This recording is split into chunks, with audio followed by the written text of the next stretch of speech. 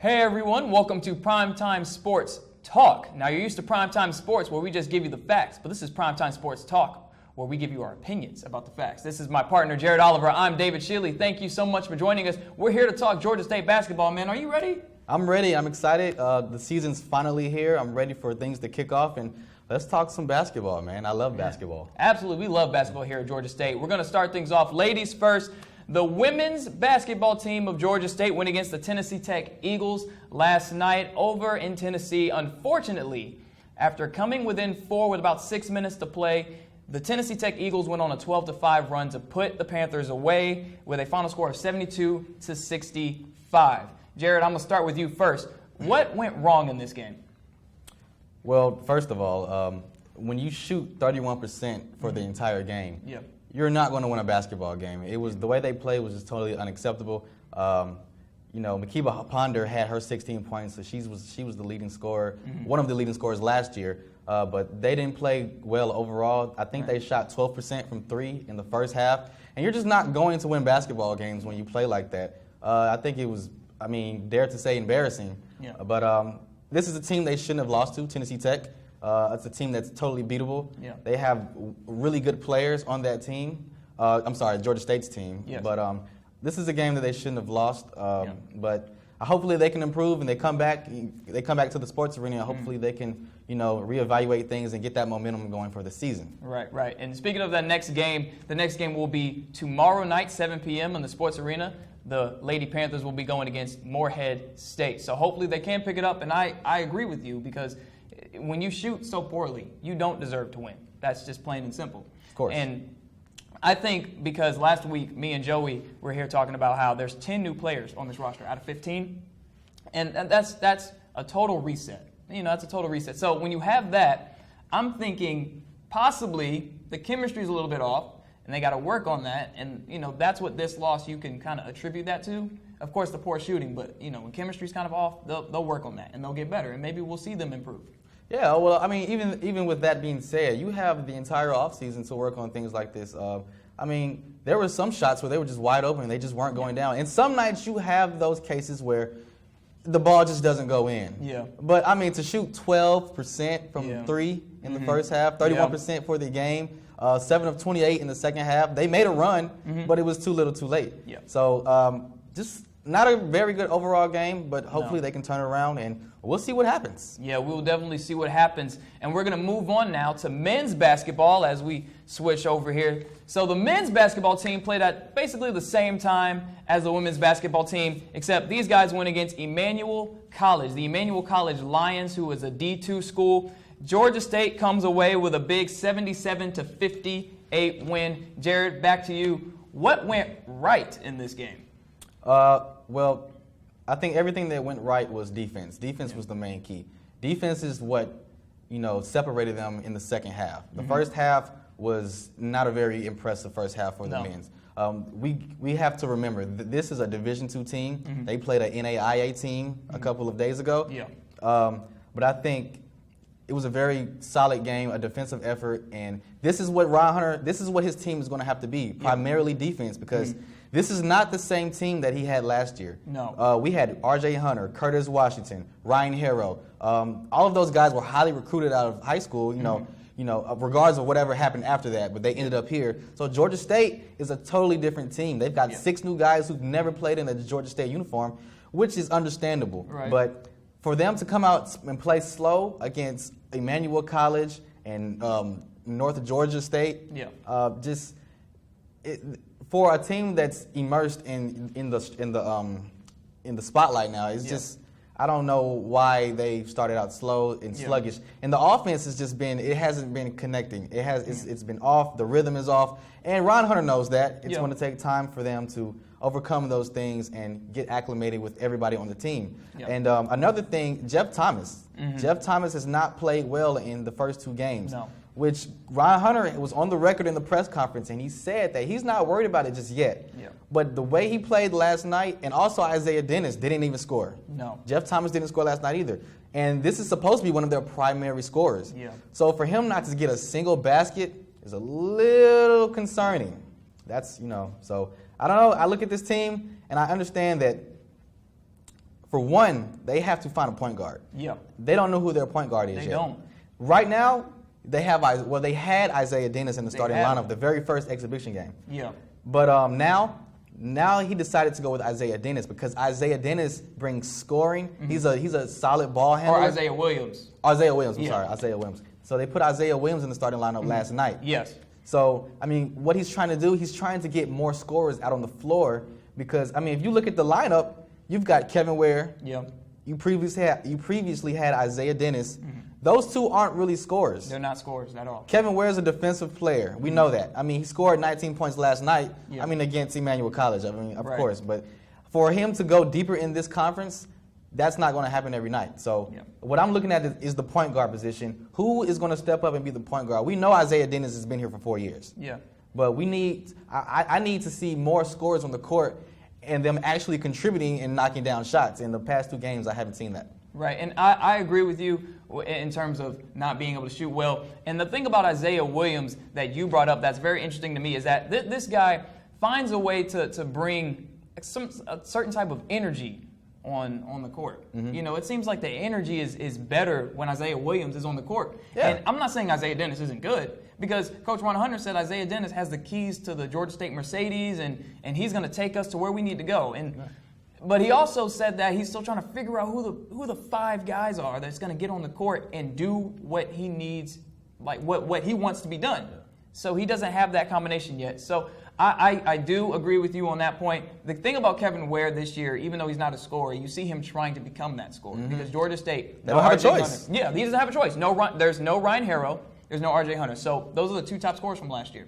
So now you don't have that one guy. Who do we go to when we're in trouble? So Kevin Ware's trying to be that guy. You see him last night. He scored in the paint. He's being really aggressive this year. As you can see, he's trying to finish real strong, and I give him credit for that. He's doing a good job. But we're playing Ole Miss next. Okay, Ole Miss, for those out there, Georgia State versus Ole Miss next Wednesday. Catch it on the SEC Network. It's an away game. It's a big game. But that's an SEC school, so make sure you tune into that one. But Kevin Ware, he's going to have to, if he wants to be like the guy, he's got to understand his role, and which is as a defender. So But he also can't outplay his role. Yeah. You know, when you have close situations and scenarios in games, I'm looking at this team and I'm saying, well, who are they going to go to? Yeah. I mean, you would assume they would go with Jeff Thomas, and but I mean, apparently with his performance in the past 2 games, Yeah, he's not there. Coach keeps saying he's got to get his legs under him. Yeah. Okay, you've had all offseason. I understand that. I get that, but you've had all offseason. You should be able to play 2 halves and at least score something and contribute. I mean, he had a great game in the exhibition game. He had 11 points. Yeah. But I mean, It didn't count. Yeah, but to play against a team in Emmanuel College, I was looking to see more on the offensive side of the ball. Defense is there. Ron Hunter is a defensive-minded coach. He's going to have these guys rotating in the 1-3-1 and the 2-3. I'm not worried about that. I'm worried about the offense and how they're going to get their points. Yeah, definitely. And, you know, the big thing, Ron Hunter is going to keep saying it all season. This team's going to win games with defense at the end of the day. Even though we're not going to go out there and score 100 every time, we're going to win with defense. And Georgia State's doing a good job on defense. So I give them credit with that. But you talked about someone having their legs under them. Jeremy Hollowell had his legs under him last night. Phenomenal. Can you speak about Jeremy Hollowell, man? Because I'm speechless when I think about that performance. Jeremy Hollowell had a phenomenal performance. He did everything that he was supposed to do. Aside from rebounding, 3 rebounds. Of course, Ron Hunter expects more out of him in that category. But he's a guy that makes this entire offense so much more versatile. He's a forward who can stretch the floor. He can handle the ball. He can shoot the rock. He can drive inside the paint. He's strong. Yeah. I mean, the guy went to Indiana. He went there for a reason, regardless of whatever happened, how he ended up here. But he went there for a reason. Yeah. And I think he is a vital piece to this offense, defensively, in the locker room, whatever you want to call it. He had a phenomenal performance, and he just basically took over. He had 14 points in the first half when they couldn't find a scorer to put the ball in the basket. I mean, the game was tied, I think, a little late into the first half, 17-17. Yeah, it was. It should have never been that close. No. But I mean, the guy had a phenomenal performance, and I tilt my hat off to him. Yeah, I mean, the first half, the first part of that first half against Manual College, the game was way too close for comfort. I mean, it was back and forth, tug of war the whole time, but Jeremy Hollowell put the team on his back. He did a great job. He finished the game, it says here, with 25 points.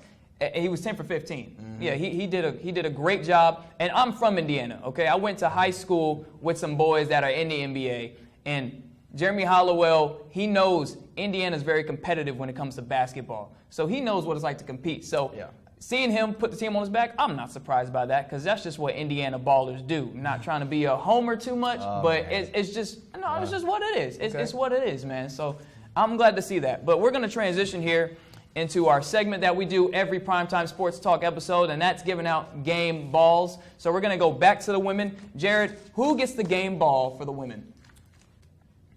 Nobody. Nobody gets the game ball. Totally embarrassing performance. I have to see more.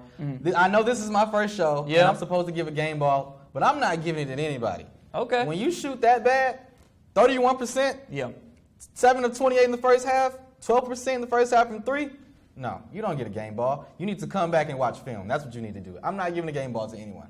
Wow. If I had to, it would be Makiba. But I don't even want to give it to her because they played so bad. Okay. And I'll tell you what, I didn't know he was going to say that.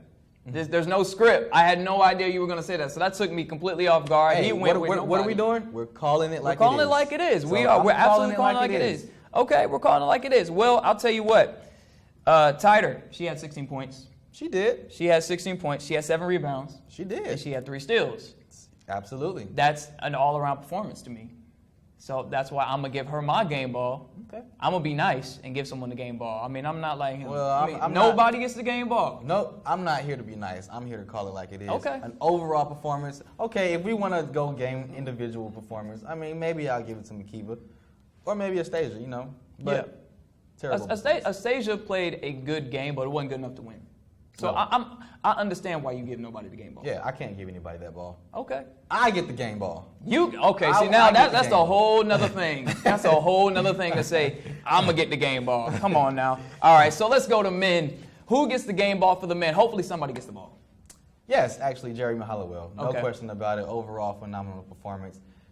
Couldn't really ask him to do much more. 25 points, 3 rebounds, could be better. You know, but overall performance, I think he will end up being the leader of this team, and he may lead the team this entire season to the conference tournament. And dare I say, I don't really want to say it yet, but it's itching me. Okay. He could be a runner for the Sun Belt Player of the Year. Hold on. He could be. Now the guy is versatile. I know they have Sean Long and Louisiana Lafayette, but this guy right here, I'm telling you, it's going to be a problem. And if Jeff Thomas gets going, it's going to be a problem. Georgia State's, they're going to be really good. They're going to be good. It's going to take time. They're going to be good. But teams like this, you can't come out sluggish in the first half. No, they can't. And you got to put them down early. Here's my question. The previous Sun Belt Player of the Year was who? R.J. Hunter. And you think Jeremy Hollowell is going to fill those shoes? Yeah, the guy can ball. Okay. The guy can play. You think he's going to do this all season? Absolutely. All season? All season. Okay. So I'm hoping he does it off season. Okay. You know, God forbid injury. I hope he plays, man. The guy's unguardable, man. He's a post player who can shoot. Okay. Who can dribble. He can bring the ball over court. He can take it 90 feet. Okay. I just wanted to hear it because he was talking about his conditioning wasn't really all that. So I was just making for sure that you were sure. It may not be, but if he's not in top condition now, just wait. Okay. All right. And I'm with him. I want him to do well. That's Indiana right there. I want him to do well. I'm just trying to make sure that you good. Yeah. You were sure that you were sure because we're talking about R.J. Hunter won it last year. Yeah, he did, and he went to the NBA. I get it. Okay. All right. He can ball. Jeremy can ball. No, he can ball. He can absolutely ball. But Sun Belt Player of the Year, I'm going to hold you to that. We gonna keep bringing that up. No, I said it's itching me. I think he's going to be a runner. I didn't say he was going to win. Okay. All right. All right. So my game ball is actually going to go to Kevin Ware, just to be different. And the reason I give it to Kevin Ware is we talked about how he's a defender and not a scorer. But it seems like he's really showing that effort. One thing I really appreciate from players is filling the shoes and showing effort. Okay, I love to see guys who show effort. And Kevin Ware 19 points. So second highest scoring on the team. He also tied for the highest in rebounds with 5 rebounds. Yeah. So he's being aggressive. Well-rounded. Yeah, he's being a well-rounded player. He's getting better. He's already a good defender. And he's going to get better as we go on. He's going to get more acclimated with the offense. And I think he's going to have a good season. I'm not going to say runner for Sun Belt Player of the Year, but I wouldn't say that for Kevin. No, I wouldn't say that for Kevin. But I will say that he will be a good piece for this offense. He's going to be pretty critical. Yeah. And maybe there will be a game where he will be that one guy. You never know. Because first half of the game last night, he was showing up. He was being aggressive. He was scoring. So I want to see him continue to do that. And he gets my game ball.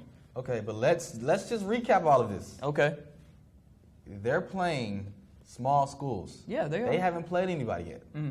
Yeah, these numbers look good now. Yeah. But they better look good when we step in Ole definitely. Miss Oh, yeah. in the SEC and so forth and so forth. Yeah, the sloppiness that we saw in the first half last night better not show up against Ole Miss, or else Georgia State's not going to win. No, Because they Ole Miss isn't just going to go back and forth. They're going to blow them out the water. That's simply what's going to So- happen. So, all right. I mean, I'm with you on that. So, we good, though. We good. We agree. All right. We agree to disagree. Yeah, we agree to disagree. Well, a little bit. We didn't Yeah. really disagree that much. Yeah. But, I mean, Okay. it's all right. But, all right. We thank you guys for joining us for Primetime Sports Talk. There's a guy in the NFL that started a lot of controversy by the name of Cam Newton. And he's been dabbing a lot. Yeah. I think we had a good show. Is that Yeah. dab worthy? So we just gonna dab. We just gonna dab? We just gonna We just dab? gonna dab. Okay. All right. We'll catch y'all next time, man. Have a good one.